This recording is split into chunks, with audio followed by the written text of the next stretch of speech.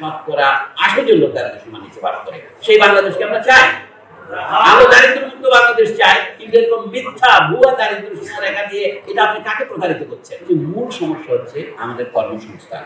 এই যে কোটা আন্দোলন যেখান থেকে এই এক দফা আন্দোলন শুরু হলো, তার গোড়াও মূলত কর্মসংস্থান। বাংলাদেশে ন্যূনতম মজুরি আর ঊর্ধ্বতম মজুরির মধ্যে ব্যবধান 5000 গুণ হবে, এটা কমিয়ে আনা দরকার।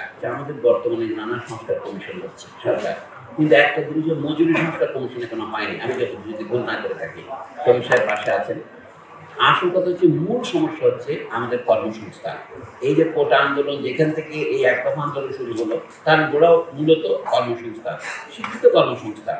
কিন্তু যারা আমাদের দেশের ভিত্তির শ্রমিক, আমাদের কৃষক, আমাদের কারখানা শ্রমিক, তাদের ন্যূনতম মজুরি, অর্থনৈতিক কর্মকাণ্ড না থাকলে কিছুই হবে না।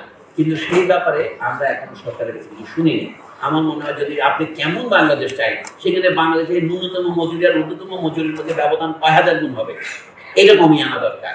ন্যূনতম মজুরি হবে এমন মজুরি হওয়া উচিত যেখানে সভ্য মানুষ থাকে। এই যে আমরা যেটা বলেছি, ধরেন আন্তর্জাতিক যে দারিদ্র রেখা সীমা, মার্কিন দেশে বলছে একজন মানুষ এক পরিবার, তার যদি বার্ষিক আয় এখন $13,500 না হয়, তাহলে তাকে দরিদ্র বলা হয় মার্কিন দেশে। এটা তাদের আন্তর্জাতিক মার্কিন না।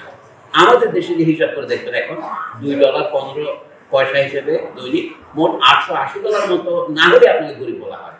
কিন্তু এই যে বিশাল ব্যবধান, তাকে বলবে যে একটা বলতে পার্চেসিং পাওয়ার প্যারিটি বলে একটা কথা আছে। বাংলাদেশের জিনিসের দাম সস্তা, সুতরাং এটা দিয়ে আপনি 5 দিন কিনতে পারেন। তো 880-কে 5 দিয়ে গুণ করে এটা ধরেন আপনার $4000 হবে। তাহলে বাংলাদেশে 4000, মার্কিন দেশে $13,500, একই পার্চেসিং পাওয়ারে। এইটা কেন? এই যে জাতীয় দারিদ্র সীমা যে রেখা এক এক দেশে একরকম করে। যদি আপনি মার্কিন দারিদ্র সীমা অনুসারে বাংলাদেশের দারিদ্র সীমা মাপেন, পার্চেসিং পাওয়ার প্যারিটি সাপেক্ষে কমপক্ষে আমাদের 3 গুণ বেশি তাদের, মানে অর্থাৎ আমাদের 3 গুণ বেশি তোলে, দেখবেন কেন শতকরা 80 লোক দারিদ্র সীমার নিচে বাস করে। সেই বাংলাদেশকে আমরা চাই। আমরা দারিদ্র্যমুক্ত বাংলাদেশ চাই, কিন্তু এরকম মিথ্যা ভুয়া দারিদ্র সীমা রেখা দিয়ে এটা আপনি কাকে প্রতারিত করছেন? বর্তমানে সমস্ত সরকার, বিশ্ব ব্যাংক, IMF, মার্কিন যুক্তরাষ্ট্র সহ সকলে এই তদবির করছে যে আপনারা বলেন আপনাদের দারিদ্র সীমার নিচে লোক শতকরা 20 জন, কোন অর্থে?